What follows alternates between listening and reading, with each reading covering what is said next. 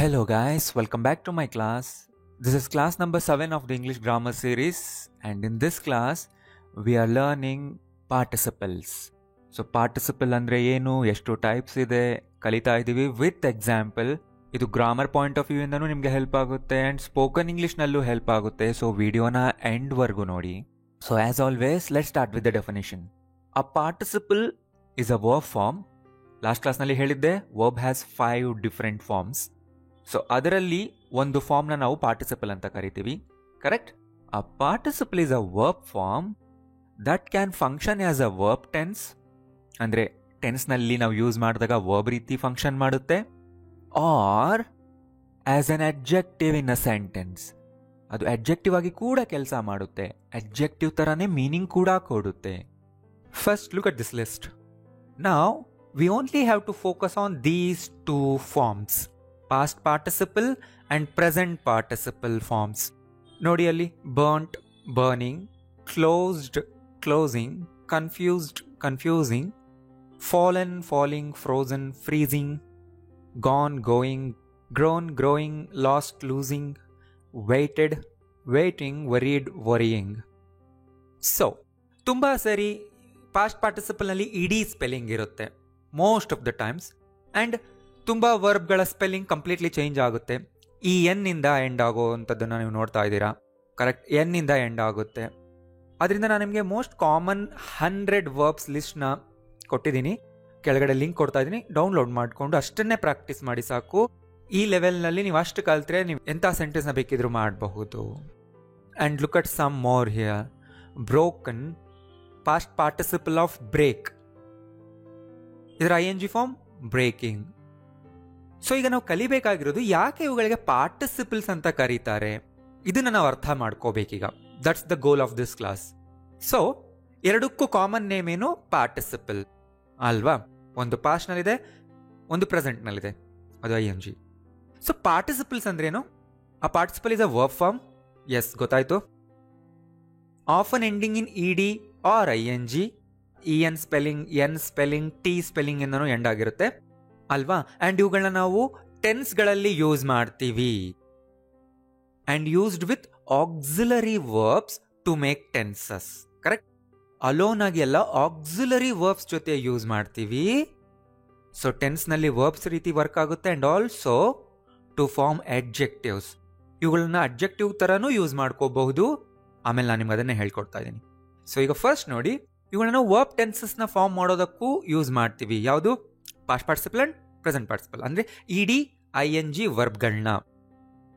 So ನಾನೀಗ ನಿಮಗೆ ಒಂದು ವರ್ಬ್ ತಗೊಂಡು ಎಲ್ಲ 5 ಫಾರ್ಮ್ಸ್ನು ಸೆಂಟೆನ್ಸ್ ಮಾಡಿ ತೋರಿಸ್ತೀನಿ, ಆಗ ಗೊತ್ತಾಗುತ್ತೆ ಅವುಗಳನ್ನ ಹೇಗೆ ನಾವು ಯೂಸ್ ಮಾಡ್ತೀವಿ ಅಂತ. ಡ್ರಿಂಕ್ ಅನ್ನೋ ವರ್ಬ್ ತಗೊಳ್ಳೋಣ first. I drink hot water daily. So base ವರ್ಬ್ನ ಈ ರೀತಿ ಯೂಸ್ ಮಾಡೋದು ಯಾವಾಗ? ಜನರಲ್ ಆ್ಯಕ್ಷನ್ ಹೇಳೋದಕ್ಕೆ, ಹ್ಯಾಬಿಟ್ಸ್ನ ಹೇಳೋದಕ್ಕೆ. ಸೊ ಈ ಸೆಂಟೆನ್ಸ್ ಪ್ರೆಸೆಂಟ್ ಸಿಂಪಲ್ ಟೆನ್ಸ್ನಲ್ಲಿದೆ. ಆ್ಯಂಡ್ ಇಲ್ಲಿ ಹಿ ಆರ್ ಶಿ ಇದ್ದಿದ್ರೆ ಡ್ರಿಂಕ್ಸ್ ಆಗ್ತಿತ್ತು. ಓಕೆ, ಮುಗೀತು. Next, I drank hot water this morning. So drank ಅಂದರೆ ಪಾಸ್ಟ್ ಫಾರ್ಮ್, ಅಂದರೆ ಪಾಸ್ಟ್ನಲ್ಲಿ ನಡೆದಂಥ ಆ್ಯಕ್ಷನ್ಸ್ನ ಹೇಳೋದಕ್ಕೆ ಈ ವರ್ಬ್ನ ಯೂಸ್ ಮಾಡ್ತೀವಿ. ಸೊ ಈ ಸೆಂಟೆನ್ಸ್ ಪಾಸ್ಟ್ ಸಿಂಪಲ್ನಲ್ಲಿದೆ. ಐ ಡ್ರಿಂಕ್ ಹಾಟ್ ವಾಟರ್ ಅಂದರೆ ಯಾವಾಗಲೂ. ಐ ಡ್ರ್ಯಾಂಕ್ ಅಂದರೆ ಪಾಸ್ಟ್ನಲ್ಲಿ ಒಂದು ಸರಿ ಆಯಿತು, ದಿಸ್ ಮಾರ್ನಿಂಗ್ ಆಯಿತು. ಓಕೆ, ಇದು ಗೊತ್ತಾಯ್ತಲ್ವಾ? ಈಗ ನೋಡಿ, ನಾನು ಪಾಸ್ಟ್ ಪಾರ್ಟಿಸಿಪಲ್ ವರ್ಬ್ನ ಯೂಸ್ ಮಾಡ್ಕೊಳ್ತೀನಿ ಈ ರೀತಿ. I have drunk hot water already. So drunk ಅನ್ನೋದು ಪಾಸ್ಟ್ ಪಾರ್ಟಿಸಿಪಲ್ ವರ್ಬ್. ಇದರ ಅರ್ಥ ಏನು ಅಂದರೆ ನಾನೀಗಾಗಲೇ ಹಾಟ್ ವಾಟರ್ನ ಕುಡಿದಿದ್ದೀನಿ. ಸೊ ಇದು ಪ್ರೆಸೆಂಟ್ ಪರ್ಫೆಕ್ಟ್ ಟೆನ್ಸ್ನಲ್ಲಿ ಇರುವಂಥ ಸೆಂಟೆನ್ಸ್. ಪರ್ಫೆಕ್ಟ್ ಅಂದರೆ ಅರ್ಥ ಕಂಪ್ಲೀಟೆಡ್ ಆ್ಯಕ್ಷನ್. ಪ್ರೆಸೆಂಟ್ ಟೈಮ್ನಲ್ಲಿ ಕಂಪ್ಲೀಟ್ ಆದಂಥ ಆ್ಯಕ್ಷನ್ನ ಹೇಳೋದಕ್ಕೆ ಈ ಪಾಸ್ಟ್ ಪಾರ್ಟಿಸಿಪಲ್ ವರ್ಬ್ನ ಯೂಸ್ ಮಾಡ್ತೀವಿ. Not alone, with an auxiliary verb are helping verb. ಯಾವುದಿದೆ? ಹ್ಯಾವ್ ಇದೆ. ಹಿ ಶಿ ಇದ್ದಿದ್ರೆ ಹ್ಯಾಸ್ ಇರ್ತಿತ್ತು. Okay, next, I am drinking hot water ನಾವ್. ಸೊ ಇಲ್ಲಿ ನೋಡಿ ING ವರ್ಬ್ ಬಂತು, ಅದು ಕೂಡ ಒಂದು ಆಕ್ಸಿಲರಿ ವರ್ಬ್ ಜೊತೆಗೇನೆ ಬಂತು. I am drinking hot water. So ನೋಡಿ, drunk past participle verb, drinking present participle verb. ಅಂದರೆ ING ವರ್ಬ್. ಇವೆರಡನ್ನೂ ಕೂಡ ನಾವು ಅಲೋನ್ ಆಗಿ ಯೂಸ್ ಮಾಡಬಾರ್ದು. ಒಂದು helping verb or auxiliary verb ಜೊತೆನೇ ಯೂಸ್ ಮಾಡಬೇಕು. ಆ್ಯಂಡ್ ಡ್ರಂಕ್ ಅನ್ನೋ ವರ್ಬ್ ಪ್ರೆಸೆಂಟ್ ಪರ್ಫೆಕ್ಟ್ನಲ್ಲಿ ಮಾತ್ರನೇ ಯೂಸ್ ಮಾಡ್ತೀವ? ನೋ, ಪಾಸ್ಟ್ ಪರ್ಫೆಕ್ಟ್ ಟೆನ್ಸ್ ಅಂತ ಒಂದಿದೆ, ಅದರಲ್ಲೂ ಕೂಡ ಯೂಸ್ ಮಾಡ್ತೀವಿ. I had drunk hot water before breakfast. So ಇದು ಪಾಸ್ಟ್ ಪರ್ಫೆಕ್ಟ್ ಟೆನ್ಸ್. ಸೊ ಇಲ್ಲೂ ಕೂಡ ಯೂಸ್ ಆಗಿದೆ, I had drunk hot water. ಇದರ ಅರ್ಥ ಏನಂದರೆ ನಾನು ಬ್ರೇಕ್ಫಾಸ್ಟ್ಗಿಂತ ಮುಂಚೆನೇ ಹಾಟ್ ವಾಟರ್ ಕುಡಿದಿದ್ದೆ. ಸೊ ಈ ಟೆನ್ಸ್ನಲ್ಲೂ ಯೂಸ್ ಆಗ್ತಿದೆ.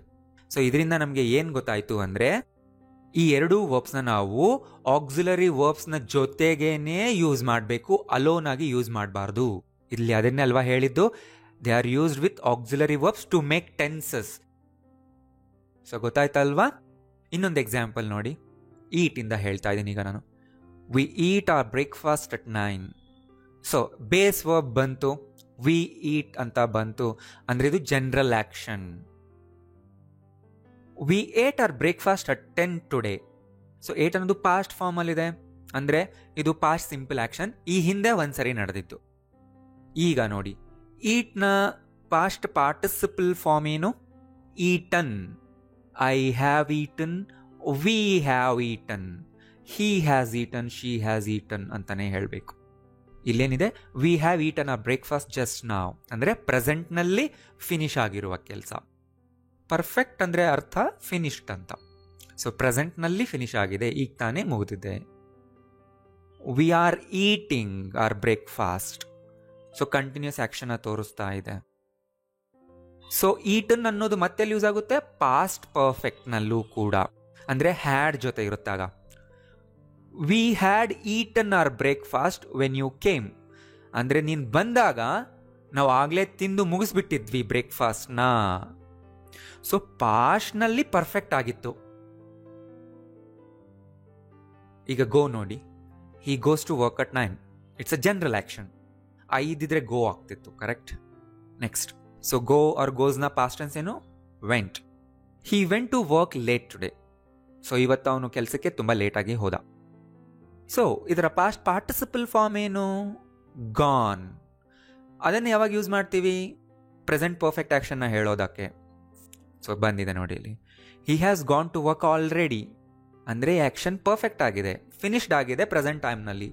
ಅವನಿಲ್ಲಿಲ್ಲ, ಯಾಕೆಂದರೆ he has gone to work already. So has gone ಬಂತು. ಐ ಇದ್ದಿದ್ರೆ ಐ ಹ್ಯಾವ್ ಗಾನ್ ಆಗ್ತಿತ್ತು, ವಿ ಹ್ಯಾವ್ ಗಾನ್ ಆಗ್ತಿತ್ತು. He is going to work now, ಈಗ ಹೋಗ್ತಾ ಇದ್ದಾನೆ. ಸೊ ಗಾನ್ ಪಾಸ್ಟ್ ಪರ್ಫೆಕ್ಟ್ ಟೆನ್ಸ್ನಲ್ಲೂ ಯೂಸ್ ಮಾಡ್ತೀವಿ, correct? He had gone to work before 9. 9 ಗಂಟೆಗಿಂತ ಮುಂಚೆನೇ ಅವನು ಹೊಟ್ಟೋಗ್ಬಿಟ್ಟಿದ್ದ, ಪಾಸ್ಟ್ನಲ್ಲೇನೆ ಪರ್ಫೆಕ್ಟ್ ಆಗೋಗಿತ್ತು. ಸೊ ಗೊತ್ತಾಯ್ತಲ್ವಾ? ಸೊ ನಿಮಗೆ ಈ ಟೆನ್ಸ್ಗಳನ್ನ ಈಗಲೇ ಡೀಟೇಲ್ ಆಗಿ ಕಲಿಯಬೇಕಂತಿದ್ರೆ ಯೂಟ್ಯೂಬ್ನಲ್ಲಿ ಹೋಗಿ ಟೆನ್ಸ್ ನೇಮ್ನ ಸರ್ಚ್ ಮಾಡಿ, followed by my name search ಮಾಡಿ, ನಿಮಗೆ ಸಿಗೋಂಥ ಟಾಪ್ ವಿಡಿಯೋಸ್ನ ನೀವು ನೋಡಿ. ಅಲ್ಲಿ ನಿಮಗೆ ಪ್ರತಿಯೊಂದು ಟೆನ್ಸ್ನ ನಾನು ಡೀಟೇಲ್ ಆಗಿ ಹೇಳ್ಕೊಟ್ಟಿರ್ತೀನಿ. ಸೊ ಎರಡನ್ನೂ ಪಾರ್ಟಿಸಿಪಲ್ಸ್ ಅಂತಾನೆ ಕರೆಯೋದು ಅಲ್ವಾ? So a participle is a verb form often ending in ED or ING and used with auxiliary verbs to make tenses. ಈಗ ಗೊತ್ತಾಯ್ತು? Or to form adjectives. ಈಗ ನಾವು ಕಲಿಬೇಕಾಗಿದೆ ಇವುಗಳನ್ನ ನಾವು adjectives ಆಗಿ ಹೇಗೆ ಯೂಸ್ ಮಾಡ್ತೀವಿ ಅನ್ನೋದನ್ನು.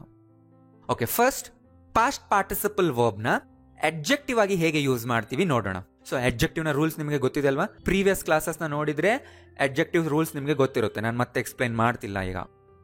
So a past participle is a verb form, yes, that represents a completed action. ಅದು ಗೊತ್ತಾಯ್ತು ನಮಗೆ. ಇನ್ ರಿಲೇಷನ್ ಟು ಟೈಮ್, ಅಂದರೆ ಪ್ರೆಸೆಂಟ್ನಲ್ಲಿ ಮುಗಿದಿದ್ರೆ ಪ್ರೆಸೆಂಟ್ ಪರ್ಫೆಕ್ಟ್, ಪಾಸ್ಟ್ನಲ್ಲಿ ಒಂದು ಟೈಮ್ಗಿಂತ ಮುಂಚೆನೇ ಮುಗಿದಿದ್ರೆ past perfect. So it is primarily use to form perfect tenses.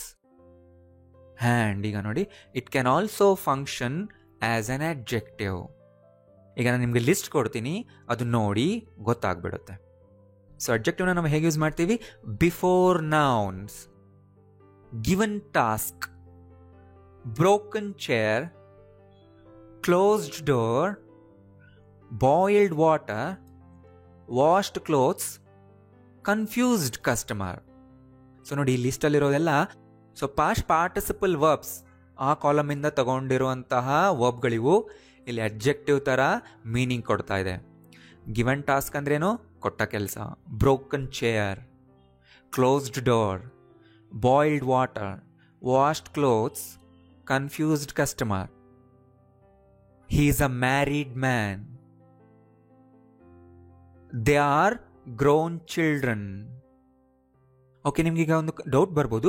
So grown ಅನ್ನೋದು ಇಲ್ಲಿ ಅಡ್ಜೆಕ್ಟಿವ್ ಅಂತ ಹೇಗೆ ಗೊತ್ತಾಗುತ್ತೆ ನಮಗೆ? ಇಲ್ಲಿ ಇದು ಪಾಸ್ಟ್ ಪಾರ್ಟಿಸಿಪಲ್ ವರ್ಬ್ ಕೂಡ ಆಗಿರ್ಬೋದಲ್ಲ? ನೋ, ಅದ್ರ ಹಿಂದೆ ನೋಡಿ ಆರ್ ಇದೆ. Is, am, are, was, were, will be ಇದ್ರೆ, ಲಿಂಕಿಂಗ್ ವರ್ಬ್ಸ್ ಇದ್ರೆ ಲಿಂಕಿಂಗ್ ವರ್ಬ್ಗಳ ಮುಂದೆ ಬರೋದೇನು? ಅಡ್ಜೆಕ್ಟಿವೇ ಆಗಿರಬೇಕು. ವರ್ಬ್ ಆಗಿರೋಕ್ಕೆ ಸಾಧ್ಯನೇ ಇಲ್ಲ. ಅದಕ್ಕೆ ಅದ್ರ ಹಿಂದೆ ಏನಿದೆ ನೋಡಿ, he is, they are, linking verbs ಇದೆ. ಸೊ ಮ್ಯಾರಿಡ್ ಅಂಡ್ ಗ್ರೋನ್ ಇಲ್ಲಿ ಅಡ್ಜೆಕ್ಟಿವ್ಸೇ ಆಗಿರಬೇಕು. ಕರೆಕ್ಟ್. A fallen leaf. ಎಂತ leaf? Fallen leaf. Damaged screen.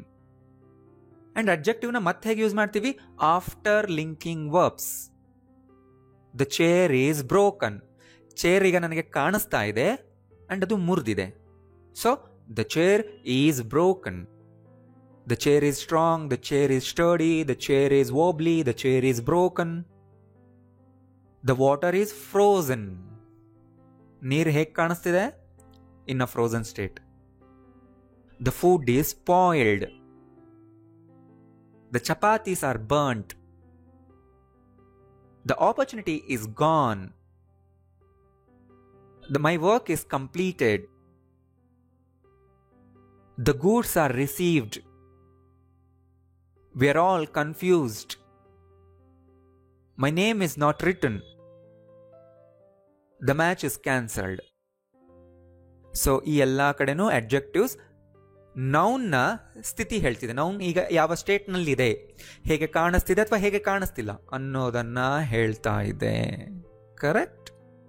So ಇನ್ನು ನೀವು ಚೆನ್ನಾಗಿ ನೋಟಿಸ್ ಮಾಡಿದ್ರೆ ಯಾವಾಗ ಯೂಸ್ ಮಾಡ್ತೀವಿ ಅಂದರೆ, ಒಂದು ಆಕ್ಷನ್ ಆ ಒಂದು ವಸ್ತುವಿನ ಮೇಲೆ ನಡೆದಾದ ಮೇಲೆ, ಅದು ಒಂದು ಸ್ಟೇಟ್ಗೆ ರೀಚ್ ಆದ ಮೇಲೆ ಅದನ್ನ ಡಿಸ್ಕ್ರೈಬ್ ಮಾಡೋದಕ್ಕೆ ಈ ಪಾಸ್ಟ್ ಪಾರ್ಟಿಸಿಪಲ್ ಅಡ್ಜೆಕ್ಟಿವ್ಸ್ನ ಯೂಸ್ ಮಾಡ್ತೀವಿ. ಕರೆಕ್ಟ್. ಈಗ ನೋಡಿ, ಯಾರೋ ಬಂದರು, ಚೇರ್ನ ಮುರಿದ್ರು, ಹೋದ್ರು. ಸೊ ಆ ಚೇರ್ ಮೇಲೆ ಒಂದು ಆ್ಯಕ್ಷನ್ ನಡೀತು. ಈಗ ಚೇರ್ ನೋಡೋದಕ್ಕೆ ಯಾವ ಸ್ಥಿತಿಯಲ್ಲಿ ಕಾಣಿಸ್ತಿದೆ ಅದನ್ನ ಡಿಸ್ಕ್ರೈಬ್ ಮಾಡೋದಕ್ಕೇನೆ ವರ್ಬ್ನ ಅಡ್ಜೆಕ್ಟಿವ್ ಆಗಿ ಯೂಸ್ ಮಾಡ್ತಾ ಇರೋದು. That is the reason why we are using verbs as adjectives. Because normal adjectives ಲಿಸ್ಟ್ನಲ್ಲಿ ಅದನ್ನು ಡಿಸ್ಕ್ರೈಬ್ ಮಾಡೋದಕ್ಕೆ ನಾರ್ಮಲ್ ಅಡ್ಜೆಕ್ಟಿವೇ ಇಲ್ಲ ಅಲ್ವಾ? ಅದಕ್ಕೋಸ್ಕರ ನಾವು ವರ್ಬ್ಸ್ನೇ ಅಡ್ಜೆಕ್ಟಿವ್ಸ್ ಆಗಿ ತಗೊಂಡು ಇದನ್ನು ಡಿಸ್ಕ್ರೈಬ್ ಮಾಡು ಅಂತ ಹೇಳ್ತಿದ್ದೀವಿ. ಇನ್ನಷ್ಟು ನೋಡಿ ಇಲ್ಲಿ, spoiled boy, drunk man, proven fact, fallen leaves, spoiled milk. Spoiled ಹೇಳಬೇಕಾ ಸ್ಪಾಯಿಲ್ಡ್? Both are correct.